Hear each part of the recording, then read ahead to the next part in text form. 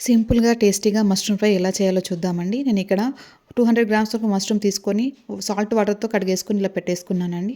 ఆ తర్వాత ప్యాన్ పెట్టేసుకొని 2 టేబుల్ స్పూన్ల ఆయిల్ వేసేసి, జీలకర్ర, కొద్దిగా ఆనియన్ కూడా వేసేసానండి. కొద్దిగా పచ్చిమిర్చి ఇవి కూడా కొంచెం కలర్ చేంజ్ అయ్యేంత వరకు ఇలా వేపుకోవాలి. ఆ తర్వాత కొద్దిగా అల్లం వెల్లుల్లి పేస్ట్, పసుపు కూడా వేసేసి కొద్దిగా పచ్చి వాసన పోయేంత వరకు వేపుకోవాలి. ఆ తర్వాత సన్నగా కట్ చేసుకున్న మష్రూమ్ కూడా వేసేసానండి. ఇది కూడా ఒకసారి ఇలా వేసేసి ఒక 2 నిమిషాల పాటు మగ్గనివ్వాలండి. అందులో ఉన్న వాటర్ అంతా పోతాయి.